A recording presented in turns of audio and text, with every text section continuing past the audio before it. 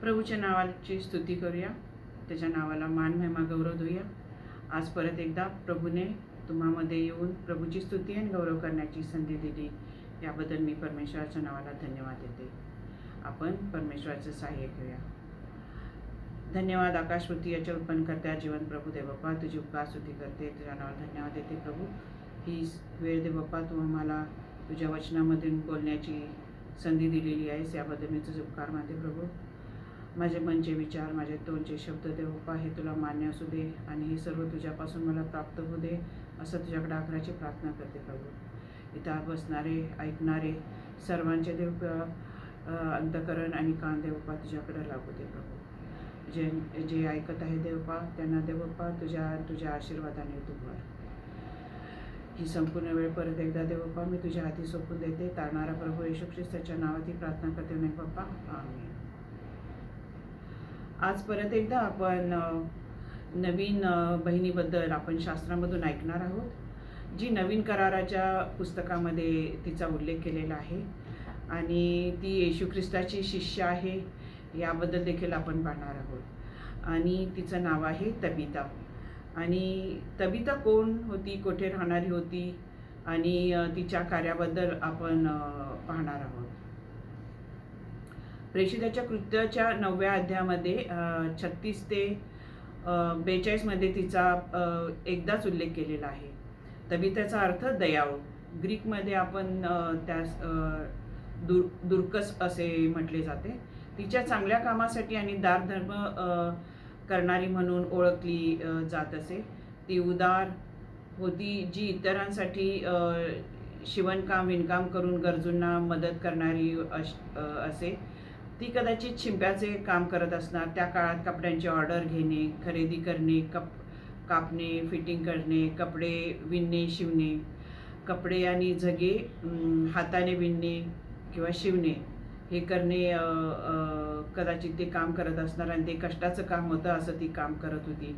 तिला येशूची शिष्या म्हणजे एक अनुयायी, त्याच्याकडून शिकलेली अशी सुरुवातीची मंडळीमधील आतील वर्तुळाचा भाग देखील म्हटलं गेलं आहे. म्हणजे ती सुरुवातीची जी मंडळी होती येशू ख्रिस्ताच्या काळातली, त्या वर्तुळात त्या मंडळीची किंवा ती पहिली मंडळी तयार झाली, त्या मंडळीतल्या आतील वर्तुळाचा देखील भाग तिला म्हटलं गेलेला होतं. ती विवाहित होती किंवा अविवाहित होती, श्रीमंत किंवा गरीब होती, किंवा तिला मुले होती का नव्हती हे बायबल काही सांगत नाही, किंवा बायबलमध्ये तिच्या वंशावळीचा काही उल्लेख केलेला नाही. तबीता ही एक ख्रिस्ती विश्वासू स्त्री होती, जी अनेक चांगल्या कृतींनी परिपूर्ण होती आणि गरिबांसाठी सेवाभावी कार्य देखील करत होती, ज्याच्यासाठी तिला सक्रिय करुणा किंवा आणि तिचा स्वभाव एकदम कोमळ दयावान असा होता. ती वैयक्तिकरित्या सेवाभावी काम करत असे. म्हणजे आपण आजकाल सोशल वर्कर किंवा आपण जे वैयक्तिक काम करणारे असे असतात ना, तशी यापैकी ती एक होती. विशेषतः विधवा स्त्रियांना मदत करण्यामध्ये ती तत्पर असत. प्रेषित 9:36 मध्ये तिच्या वचनात तबीताविषयी काही महत्त्वाची माहिती दिसून येते. असं लिहिलेलं आहे की यापो येथे तबीता नावाची एक शिष्या होती, उर्फ दुर्कस.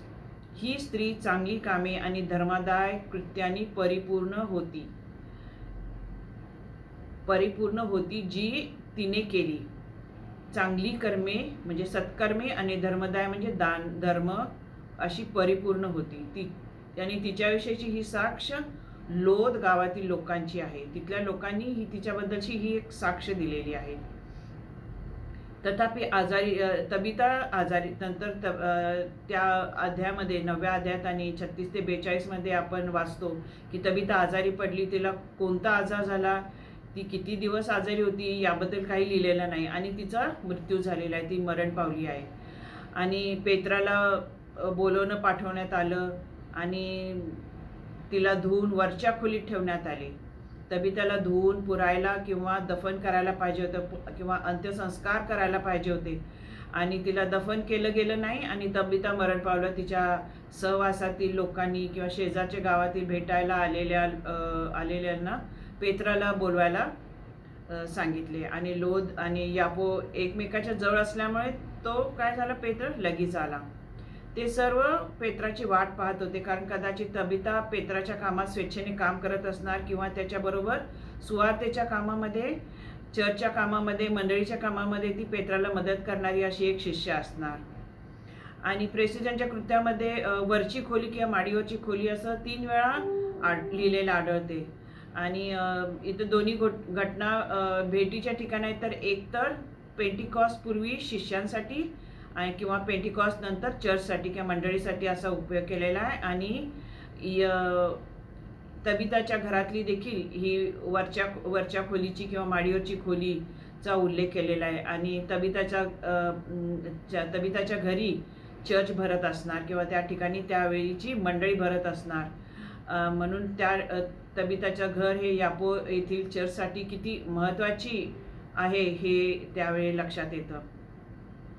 जेव्हा पेत्र तिथं पोहोचतो तेव्हा विधवा काय असतात, रडत असतात. तिच्या मैत्रिणी असतात तबिताच्या, त्या सर्व तिच्या अवतीभोवती उभ्या राहून रडत असतात. तबिताच्या मृत्यूने त्या दुःखी झाल्या होत्या. तबिता ही एक अशी स्त्री होती जी त्यांच्या ख्रिस्ती वाटचालीत त्यांच्यासाठी खूप महत्त्वाची होती. कोणत्या? त्या विधवा किंवा त्या ठिकाणी असणारे सगळे जे रडणारे किंवा दुःख दाखवणारे लोक होते. विधवा रडत होत्या आणि त्या पेत्राच्या मागे उभ्या होत्या. त्या स्त्रिया पेत्राकडे मोठ्या आशेने पाहत होत्या. त्यांना खात्री होती की पेत्र तबिताला मेलेल्यातून उठवू शकतो. त्या विधवा स्त्रिया पेत्राला तबिताने त्यांच्यासोबत असताना बनवलेले अंगरखे, कपडे देखील दाखवत होत्या. कदाचित त्या कपडे त्या वापरत देखील असणार. पेत्राने त्या विधवा आणि इतर ज्या तिच्या मृत्यूशयीभोवती रडत होत्या त्यांना खोलीतून बाहेर जाण्याला सांगितले. पेत्राने गुडघे टेकून प्रार्थना केली आणि मग तबिताला उठण्याची आज्ञा केली. आणि तिने डोळे उघडले आणि पेत्राने तिला हात देऊन उठवून बसविले. ती जिवंत आहे पाहण्यासाठी पेत्राने तिथे असणाऱ्या सर्वांना परत बोलवले. आणि देवाने तबितामध्ये काय केले याची सुवार्ता सर्वत्र पसरली आणि अनेकांनी प्रभूवर विश्वास ठेवला आणि त्या ठिकाणी प्रभूचं गौरव झालेलं दिसते. मार्क 5 मध्ये 35 ते 43 मध्ये आपण वाचतो की याईराच्या मुलीच्या दृश्याशी हे समांतर पण आहे. त्याची मुलगी मरण पावल्यावर येशू याईराच्या घरी आला. कोणाची मुलगी? याईराची मुलगी. घर आक्रोशाने भरून गेले होते. पीटरप्रमाणेच येशूनेही शांत जागा देण्यासाठी शोक करणाऱ्यांना काय केले? दूर केले. म्हणजे येशू ख्रिस्ताला जेव्हा तो याईराच्या कन्येच्या जवळ गेला तेव्हा ते सगळे रडणारे लोक होते. त्यांना काय केलं? त्यांनी सांगितलं बाहेर जावा, सगळे इथून निघून जा. आणि असे का केले? कारण देव हा शांतीचा देव आहे. गडबड गोंधळ ज्या ठिकाणी त्या ठिकाणी प्रार्थनेत लक्ष लागत नाही किंवा आपली एकत्रता लागत नाही. आणि येशू नेहमी प्रार्थना करण्यासाठी पहाटे उठून शांत ठिकाणी परमेश्वराबरोबर बोलत असे, प्रार्थना करत असे, नाही का? आणि दोघांनीही म्हणजे कुणी? पेत्रानी आणि येशू ख्रिस्तांनी मृतांना उठ असे शब्द बोलले आहेत. म्हणजे याईराच्या कन्येला काय म्हणाले? उठ मुली उठ. आणि या ठिकाणी तबिता उठ असे शब्द बोललेले आहेत.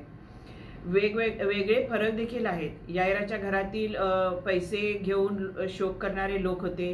त्यांचं काय काम असायचं? मृतांच्या घरी जाऊन मोठ्याने गोंधळ करून रडणे. आणि याईराच्या घरी शोक करणाऱ्यांनी त्याला सांगितले की त्याची मुलगी मरण पावली आणि त्यांना कोणतीही आशा नव्हती. याईराच्या घरी जमाव एक धर्म पाळत होता ज्यात सार्वकालिक आशा नव्हती. जीवन देणारा त्यांचा मसीहा येशू ख्रिस्त त्यांच्या समोर उभा आहे हे त्यांना समजलंच नाही.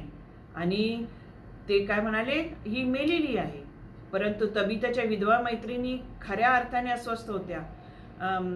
तबिताच्या विधवा मैत्रिणींना येशूच्या सामर्थ्यावर खूप विश्वास होता. पेत्र त्या दिवशी सुमारे 10 मैल दूर असलेल्या लोद येथे होता आणि तबिताच्या मैत्रिणींना तिला दफन करण्यापूर्वी म्हणजे दफन करण्याआधी सूर्यास्त होण्याआधी पेत्राने यावं अशी त्यांची गरज होती. म्हणून ते शिष्य लोद येथे गेले आणि पेत्राला बरोबर घेऊन आले. आणि येशूचा हा काय? पेत्र हा शिष्य आहे आणि तो चमत्कार करणं अशी तबिताच्या घरातील सर्वांना मोठी आशा होती. तिथं उभारलेल्या विधवा किंवा जे दुःख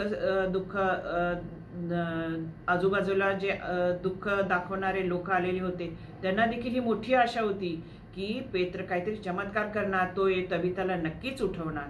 आणि त्यांची ही आशा पूर्ण झालेली आहे. पेत्रे येतो आणि देवाचं सामर्थ्य काय करतो, प्रगट करतो. तबिता उठ असं म्हणतो. पेत्राने हे शब्द लोद शहरात मरण पावलेल्या तबिताच्या निर्जीव शरीरावर बोलले आहे. आणि या ठिकाणी काय झालंय, चमत्कार झालेला आहे. या ठिकाणी देवाचे गौरव झालेला आपण पाहतो. तबितेला एक सत्कृत्य करणारी, एक परोपकारी स्त्री, जिचा औदार्य लोद आणि यापोमध्ये मध्ये फरक पडला आहे, अशी ही चांगली प्रतिष्ठित सद्गुणी स्त्री होती. आणि या ठिकाणी काय झालेलं आहे, देवाने गौरव केलेला आहे. ओठ आणि परमेश्वराने येशू ख्रिस्ताने नवीन करारात खूप ठिकाणी उठ असं म्हटलेलं आहे. उठ, तू आपली बाज घेऊन चालू लाग, किंवा उठ मुली उठ, किंवा तबिता उठ, तुझ्या पापांची क्षमा झाली आहे, उठ, असं प्रत्येक ठिकाणी सांगितलं आहे. उठ आणि तुम्ही पुढे चाला. उठून तुम्ही पुढे चाला, फॉलो मी, किंवा तुम्ही माझ्या मागे या, उठा. त्या ठिकाणी बसू नका, त्याच तुम्ही निर्जीव जागेवर बसू नका, तर तुम्ही उठा आणि तुम्ही जिवंत देवाची उपासना करा, तुम्ही त्याच्या मागे चला. आम्हाला तबिताची कथा काय सांगते हे आपण आता बघणार आहोत, की शिष्या म्हणून तिची ख्याती होती, म्हणजे ती प्रसिद्ध होती त्या लोद आणि याप्पो शहरामध्ये, जिने येशूच्या शिकवणी शिकल्या होत्या आणि आत्मसात केल्या होत्या आणि त्याचे पालन देखील तिने केले होते. आणि त्या शिकवणी तिने इतरांना देखील शिकवल्या होत्या. तिच्या आजूबाजू असलेल्या विधवा स्त्रिया म्हणा, की त्याच्या बाजू असलेले तिचे नातेवाईक किंवा ओळखणारे किंवा नवीन विश्वासू झालेले, अशांना सगळ्यांना तिनं त्या शिकवणी येशू ख्रिस्ताची शिकवलेली होती. जिचे जीवन ख्रिस्तामध्ये होते. देवाने तिला मेलेल्यातून उठवली. ही बातमी इतकी वेगाने पसरली आणि त्याचा परिणाम इतका मोठा झाला की तिच्या साक्षीने अनेकांनी प्रभूवर विश्वास ठेवला. ती आपल्या ख्रिस्तामध्ये जीवनाची अद्भुत शक्ती दर्शविते. तिच्यामध्ये काय होती, ख्रिस्तामध्ये जीवनाची अद्भुत शक्ती होती आणि दिसते पण ती. आणि तबिता येशूकडे जीवनाचा मार्ग शिकली होती. तबिता येशूचे अनुसरण करणारी आणि प्रभूची एक शिष्या होती. तिने स्वेच्छेने आपला वेळ, मेहनत इतरांना मदत करण्यासाठी दिली. इतरांच्या गरजा सातत्याने आणि वैयक्तिकरित्या पाहण्यासाठी एक अतिशय भावनिक, शारीरिक आणि आध्यात्मिकदृष्ट्या अशी ती मजबूत स्त्री होती. ती कशी जगली, तिने इतरांची कशी काळजी घेतली हे तिच्या वागण्याने दिसून येते. तिचे जीवन येशूने आधीच बदलले होते. तिचे मरणातून उठणे हे तिच्यामध्ये ख्रिस्ताच्या उपस्थितीचं आणखीन एक शक्तिशाली चिन्ह होते. त्याद्वारे देवाचे गौरव झाले आहेत. पुष्कळांनी प्रभूवर विश्वास ठेवला आणि प्रभूच्या मागे गेलेले आहेत. ती जगली ख्रिस्तासाठी आणि मरण पावली ती ख्रिस्तामध्ये, आणि तिचं जीवन हे बदललेलं जीवन सार्वकालिक जीवनात काय झालं, सामील झालेलं आहे. आम्हाला देखील नम्र, लीन झाले पाहिजे. कोणतेच काम लहान किंवा मोठं नसतं. आणि आज कितीतरी महिला स्वतःच्या पायावर उभ्या आहेत. जुन्या काळात देखील स्त्रिया स्वतःच्या पायावर उभ्या होत्या. आणि आज आपण म्हणू शकत नाही की आज मी एक खालच्या दर्जातलं काम करणारी स्त्री आहे, किंवा मी एक गोधडी बनवणारी, शिवणकाम विणकाम करणारी शिंपी आहे. आजच्या काळात शब्दात सांगायचं म्हटलं तर शिंपी म्हटलं तरी ड्रेस डिझायनर किंवा तो टेलर असा आहे. माझ्याकडे इतरांना द्यायला पैसे नाही आहेत, वेळ नाही आहे, माझ्याकडे खूप काम आहे, अशा अनेक कारणे आज आपण सहजपणे सांगतो आणि सहजपणे देतो देखील. पण तबिता काय होती, चांगल्या कामाने पूर्ण होती. सत्कर्म करण्यात ती पूर्ण होती. चांगल्या कामाने परिपूर्ण होती. ती काय करायची, पूर्ण वेळ ती ज्या वेळा तिला वेळ मिळाला त्यावेळी तिने ती सत्कर्म असे करण्यामध्ये ती पुढाकार घेतला आणि ती पुढे नेहमी सतत पुढे असायची. आणि आपण जेव्हा गरजूंना मदत करतो ती मदत येशूला केल्यासारखी आहे.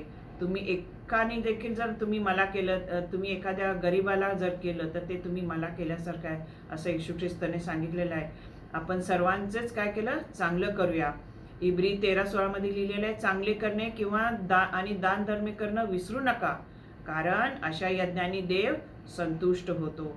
आपल्या कुटुंब कितीतरी आजकाल नवीन नवीन व्यवसायात आहेत, नवीन चांगल्या कामामध्ये आहेत, नवीन चांगल्या पोस्टवर काम करणारे लोक आहेत. तर आज आपल्या कुटुंबाने देखील हाच आपण विचार केला पाहिजे. आपण देखील चांगलं करणं विसरू नये, दानधर्म करणं विसरू नये, सत्कर्म करण्यात नेहमी पुढाकार असावा. आणि ह्याने काय होतं, देव संतुष्ट होतो. तबिता चांगल्या कामाने काय होती, परिपूर्ण होती.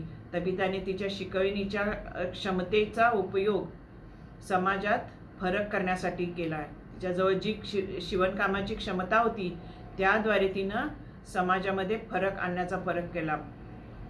त्यामुळे ती काय करायला लागली, इतरांना ती शिवलेले कपडे देत होती आणि त्याबरोबर ती सुवार्ता देखील सांगत होती. विश्वासात लोकांना आणत होती, प्रभूकडे आणत होती. तिला काही मोठी दाखवणारी क्षमता असण्याची काळजी नव्हती. म्हणजे मी कोणतरी फार मोठी आहे हे तिला दाखवायचं काही तिला नव्हतं, परंतु तिने फरक समाजात करण्याची काय केलेली आहे, आपली क्षमता वापरलेली आहे. तिच्यामध्ये जे गुण होते ते तिने त्या ठिकाणी वापरलेले आहेत. आपल्याकडे अशी कोणती प्रतिभा आहे जी चांगल्या कामासाठी वापरली जाऊ शकते? तुम्ही आणि मी आज काय करूया, चांगल्या कामासाठी आपण परिपूर्ण होऊया, आपण ते काम करूया. आपल्याकडे जी काय प्रतिभा असेल त्याद्वारे आपण देवाचं गौरव करू. तबिताचा उल्लेख धर्मार्थ कृत्यानी म्हणजे दान धर्मानी भरलेला असा होता. तबिता ही बऱ्यापैकी श्रीमंत व्यक्ती असल्याचं दिसते, कारण ती इतरांना दान धर्म करत होती, धर्मार्थ करत होती. त्यामुळे ती मोठ्या प्रमाणात परोपकारी कार्य करू शकली. काही विधवांकडे कपडे देऊन तबिता धर्मार्थ किंवा दानधर्म करत असे. देव आपल्याकडून धर्मदाय कृत्यांनी भरलेले असावे अशी अपेक्षा करतो. आणि देव काय करतो, आज आपल्याकडून देखील तेच अपेक्षा करत आहे की आपण दानधर्म करतो का, आपण धर्मार्थ करतो का. आज आपण आपलं येशूला काय करूया, हृदय देऊया, आपण आज त्याच्याकडे जाऊया. इफिसच्या वडिलांना पौल म्हणतो, मी तुम्हाला सर्व प्रकारे असे कष्ट करून दाखवले आहेत की तुम्ही दुर्बलांना आधार द्यावा. आणि प्रभू येशूचे शब्द लक्षात ठेवा की तो म्हणतो, घेण्यापेक्षा देण्यात धन्य आहे, अधिक धन्य आहे. घेण्यापेक्षा देण्यात अधिक धन्यता आहे. प्रेषित 20:25 मध्ये लिहिलेलं आहे, तुम्ही घेण्यापेक्षा तुम्ही सतत हात तुमचा काय असावा, पुढं असावा देण्यासाठी. या सारफतीतील विधवेकडे काही सुद्धा नव्हतं. भाकर आणि तेल एकच भाकर आणि तेल होतं, पण ते देखील काय केलं तिनं, प्रभूने तिचं अंतःकरण पाहिलं आणि एलियाला देखील संपूर्ण 3.5 वर्ष तिला आणि तिच्या मुलाला अन्न पुरवलं. तिने काय केलं, थोडकंच जे होतं तेच देखील तिनं ते दिलं आणि परमेश्वराने ते आशीर्वादित केलं. तबिताचे उदाहरण म्हणजे आजच्या स्त्रियांना देवाने त्यांना आशीर्वाद केलेल्या कोणत्याही कलागुणांनी इतरांची सेवा करण्याचा प्रयत्न करण्याची प्रेरणा आहे. मग ते शिवणकाम करणारी असो किंवा फुलांची व्यवस्था करणारी, बागकाम, बेकिंग, स्वयंपाक, संगीत किंवा आजारी व्यक्तींची काळजी घेणारी नर्सिंग किंवा शिकवण्यात टीचिंग प्रतिभा असो. पण त्याद्वारे काय केलं पाहिजे, आपण आपल्याला जे कलागुण जे देवाने दिलेले आहेत त्याच्याद्वारे त्याचं गौरव झालं पाहिजे. तबिताची चांगली कामे यापोमध्ये विशेषतः विधवांमध्ये ओळखली जात असल्याने देवाने तिच्या मृत्यूची घटना आणि सुवार्ता सांगण्यासाठी इतर लोकांना विश्वासात आणण्याचे साधन म्हणून जीवनात पुनर्संचित केलं, तिचा उपयोग केला. काय केला, तिला मृत्यूतून तिला बाहेर आणलेलं आहे, तिला परत एकदा जीवन केलेलं आहे आणि त्याद्वारे तिने सुवार्ता सांगितलेली आहे की मी कशी जीवन झालेली आहे आणि परमेश्वर माझ्यात कसं कार्य केलेलं आहे.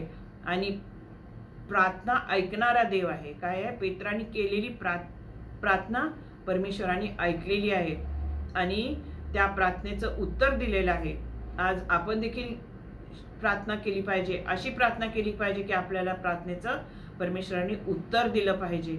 इतकं एकाग्रतेने, नम्रतेने, लीनतेने आपण परमेश्वराकडे प्रार्थना करूया. मला शक्य होईल तिथे मी मदत करीन, मी जे काही करू शकते त्यांना खरोखरच फरक पडेल अशी अपेक्षा पण करू नये. म्हणजे आपण जे काही करतो त्याच्या बदल्यात आपल्याला काहीतरी मिळावं ह्याची आपण कधीच अपेक्षा करायची नाही. की मी त्याला हे केलं तर त्यांनी मला हे करावं, असं कधीच अपेक्षा आपण ठेवली नाही पाहिजे. आणि आपल्यामध्ये जे आहे गुण त्याचा उपयोग देवाच्या कार्यासाठी आपण करू. संत हे देवाचे लोक आहेत. शिष्य हे नाव स्त्रियांनाही लागू पडते. तबिता काय होती, शिष्या होती. ते स्त्रियांनाही लागू पडतं. कोण, शिष्य. येशू ख्रिस्ताच्या मागं कितीतरी त्याचे शिष्य होते, त्यामध्ये स्त्रिया देखील होत्या, त्यामध्येही तबिता देखील असण्याची शक्यता आहे. समाजात लक्षात ठेवण्यासारखा आपला वारसा सोडला पाहिजे. आपल्या समाजात आपला वारसा सोडला पाहिजे की आपल्याला लक्षात ठेवलं पाहिजे समाजाने. आपल्या ख्रिस्ती जीवनात चांगल्या कामांची गरज आहे. होय, आज आपण चांगलेच काम केलं पाहिजे, चांगलेच काम करूया. देवाच्या पुनरुत्थानावर आपला विश्वास असला पाहिजे. जसं तबिताला देवबापाने परत उठवलेला आहे आणि येशू ख्रिस्ताने देखील कितीतरी जणांना नवीन करारात उठवलेलं आहे. जुन्या करारात आहे जवळजवळ मला वाटतं 10 जणांपेक्षा जास्त लोकांना परमेश्वरांनी उठवलेलं आहे, मेलेल्यातून परत उठवलेलं आहे. आणि देवाच्या पुनरुत्थानावर आपण विश्वास ठेवला पाहिजे. प्रार्थना शक्तिशाली असली पाहिजे आपली. आपण प्रार्थनेमध्ये शक्तिशाली असलं पाहिजे आणि प्रार्थना काय शक्तिशाली आहे. त्यामध्ये काय परमेश्वराचं शक्ती असली पाहिजे, साह्य आपला भरोसा असला पाहिजे या प्रार्थनेवर, की ह्या प्रार्थनेमध्ये या जी मी प्रार्थना करतो त्या प्रार्थनेमध्ये देव माझं उत्तर देणार आहे. देव जे काही करतो त्याचा एक उद्देश असतो. जे काही देव काय कार्य करतो आपल्या जीवनाद्वारे त्यामध्ये काय आहे, त्याचा एक उद्देश असतो, नेहमीच एक उद्देश असतो.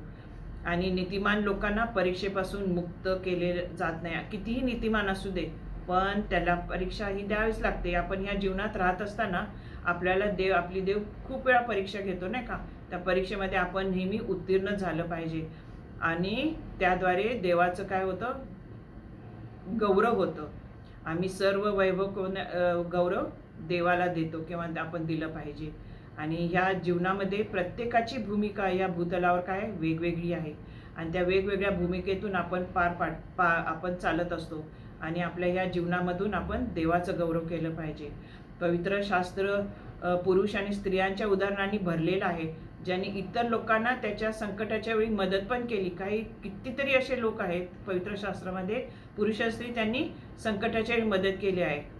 आपण उदाहरणार्थ बवाजाने रूथ आणि नामी या विधवांसाठी अन्न पुरवले, किंवा दाविदाने आपला शत्रू शौलाचा अपंग नातवाला जो मफीबोशेत ह्याला आपल्या घरात घेऊन त्याची आयुष्यभर काळजी घेतली. अशासारखे अनेक उदाहरण आपण पाहतो. पण त्यांनी जी मदत केली त्यांच्याकडून या लोकांनी काही त्यांना मिळालेलं नाही, पण त्यांनी कधी अपेक्षा देखील केली नाही. आणि दुसरे शमूएल 9:3 मध्ये दाविदाचे शब्द असे लिहिलेले आहेत की ईश्वरीय दयाळूपणा दाखवू इच्छित आहे. ईश्वरी दयाळू म्हणजे देवाचा जो दयाळूपणा आहे तो त्या ठिकाणी त्यांच्याद्वारे दिसलेला आहे. आपण जा आणि तसंच कर असं ह्यावर विश्वास ठेवूया. जा आणि तसंच कर. याकरता ज्याच्याकडे आपल्या दयाळूपणाची परतफेड करण्याचा कोणताही मार्ग नाही अशा लोकांवर दया दाखवण्याची संधी सक्रियपणे आपण शोधली पाहिजे. ज्यांच्याकडून काही अपेक्षा नाही अशांकडून किंवा आपल्या दयाळूपणाची परतफेड करण्याचा कोणताही मार्ग अशा लोकांकडे नाही, अशांना दया दाखवायची संधी आपण शोधली पाहिजे. अशांना आपण नेहमी आपले हात पुढे असले पाहिजे. अशा लोकांसाठी आपण स्वतः कसे पाहतो आणि आपल्यावर काय परिणाम होऊ शकतो याची पुनर्रचना करण्यासाठी तबिता आम्हाला काय करते, प्रेरणा देते. आपण स्वतःला कसं पाहतो या जीवनामध्ये आणि तबिताकडे पाहिल्यावर आपल्यामध्ये त्याचा काय परिणाम होऊ शकतो आणि हिच्या जीवनाद्वारे आपल्याला काय प्रेरणा देते हे आपण पाहिलं पाहिजे. आपण पण परोपकारी होऊ शकतो, ख्रिस्ताच्या जीवनात आत्मीयतेने सहभागी होऊ शकतो आणि एक ख्रिस्ती शक्तिशाली ख्रिस्ताचा साक्षीदार होऊ शकतो आणि समाजात आपण फरक करू शकतो. आपल्या जीवनाद्वारे आपल्या समाजात, आपल्या ख्रिस्ती जीवनात, आपल्या ख्रिस्ती समाजात आणि इतर आपल्या आजूबाजूच्या समाजात आपल्या वागण्या बोलण्यामुळे करण्यामुळे आपल्या ख्रिस्ती जीवनाच्या वागण्याने इतर ह्या समाजामध्ये काय होतो, फरक पडला जातो. आपण देखील असंच आपलं जीवन असावं अशी काय करतोय देवबाप किंवा परमेश्वर आपल्याकडून अपेक्षा करत आहे. परमेश्वर आजचं जे वचन आणि मनन आहे ते आज तुम्हा सर्वांना आणि मला देखील आशीर्वादाचं करो. धन्यवाद.